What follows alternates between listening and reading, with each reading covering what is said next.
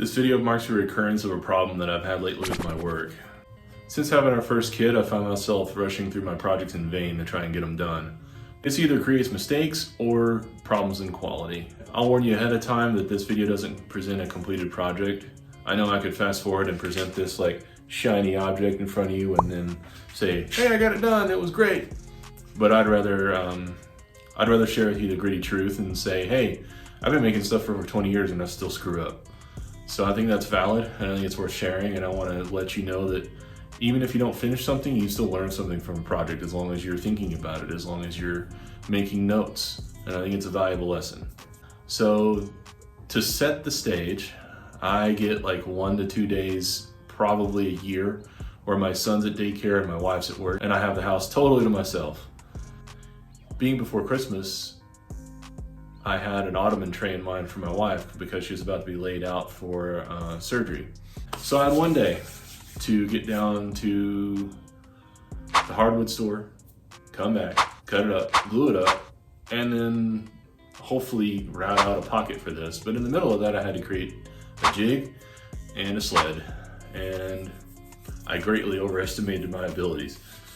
I can do all this stuff, but it does take time. And then, wouldn't you know, the main thing that screwed me up was the depth of cut on the router and getting too aggressive with my cuts. So I headed to the local hardwood store that morning, and then I picked out some domestic walnut.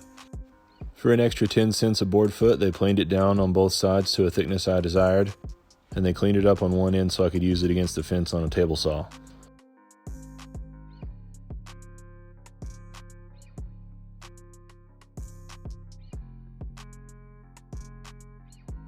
This goes to show if you don't have a planer or a joiner for yourself, you can still do projects like this.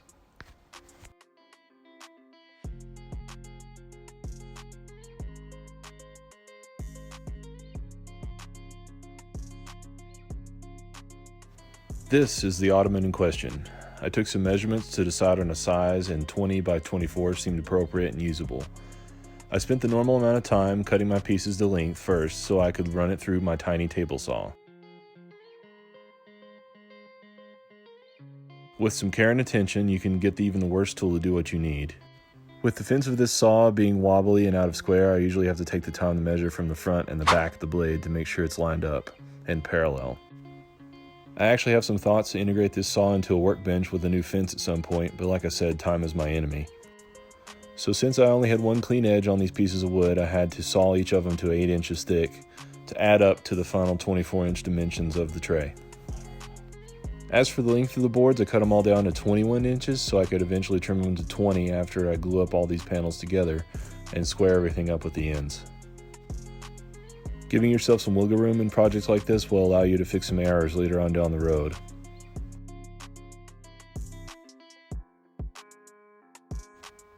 Although counterintuitive, it's usually best to plan for failure than to actually try to prevent it.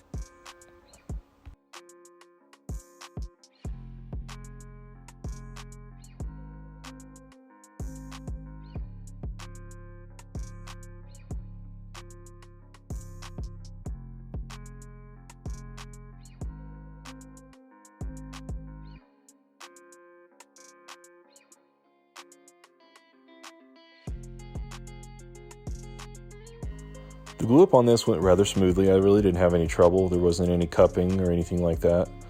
I was able to use some boards to kind of clamp around the middle so that I could prevent it from curving or anything during the clamping process. I hadn't really tried it before, but I used my rubber mallet to kind of align the seams a little bit better once these were clamped together. I could make the seams a little more even and save myself some sanding and problems on the back end. I've been itching to use my new router on something, and I thought that routing out a huge pocket for the tray would not only be cool, but quicker than building frames around the tray to create the edges. Here you can see a model I built so I could show you kind of what I was going for. I wanted a fillet or a radius on the inside of the pocket, along with a chamfer and a radius on the outside bottom. I find that as I've gotten older, you can forget how hard or time consuming it is to do things manually. Since being a machinist and engineer for my professional life, I've had the luxury of CNC equipment to do pockets like this.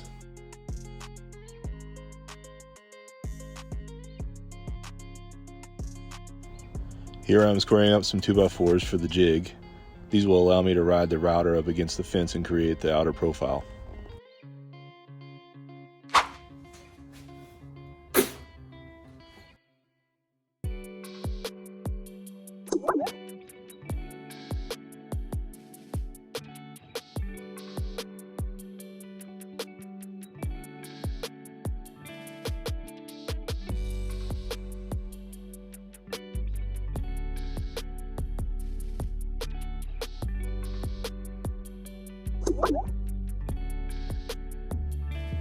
Now it's time to make the sled for my router, which basically supports the router as it goes over the pocket. Really all it is I'm taking some 3/4 inch plywood and putting a fence on either side so that my router can ride in between and can be constrained to a linear path. This enables you to take controlled passes across your material and remove only a little bit at a time. Without this constraint, your router will wiggle all over the place and make a mistake worse than I did today.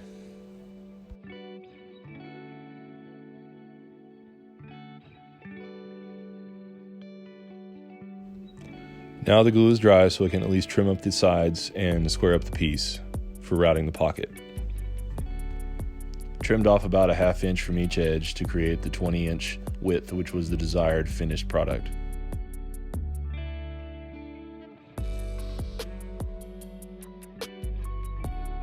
After that, I moved it over to the jig and I clamped it all down so that I could try using the radial bit to define the outer profile. Now this is where I think I started to go wrong. I set the depth of cut all the way to 3/8, the final depth of the pocket right away. In reality, I think I should have taken maybe 3 different passes, 1/8 inch apiece. I think the rule of thumb for the depth of the cut on a router is about as deep as the diameter, but I think the best course of action is to take it small bites at a time. As I previously mentioned, I was really in a hurry on this, so I wanted to get it all done as quickly as I could, and my thought was if I cut it to the final depth and there were some irregularities, I could just sand it and it would be fine. I think this was a mistake because as I pushed the router too far, the 3/4 inch bit I had in the router on a 1/4 inch shank vibrated out and it caused it to take out more material than I needed to. I may just have to accept that doing things manually isn't my shtick. I might have to pursue getting a CNC router after all, even though I don't know if I have the funds for it right now. Maybe I can build one if people want to see that. It was really a bummer to have this bit wonk out of the collet and create a deeper cut than I really wanted to. I think it was really a combination of too much material being removed at one time, and I was feeding it so fast that I was smelling smoke. It could be any number of things. It could be a combination. It could be the bit itself not being sharp enough or very good. These are kind of an Amazon special, and they're not the best. They're not Freud or something else. So I might not have the best bits to begin with. I might have had too aggressive of a depth of cut, and I might have pushed it too hard. So basically my feeds or speeds were all wrong, and my tooling might have been subpar.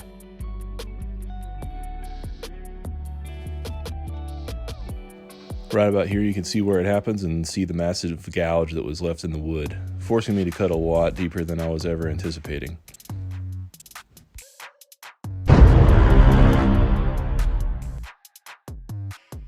So in my efforts to save time, I cost myself a lot more time. I think the depth of cut wound up almost being double, or at least 5/8, I'll have to measure. And because I took out this massive amount of material, I started noticing that the wood was cupping. And then when I tried to flex it a little, it broke. This is a lesson for everybody not to rush. You'll get it done, it'll be okay, and take your time. So here's an ode to what could have been, and what I call a debacle in a day. Thanks for sticking with me up to this point. If you did, you have great patience, and I commend you.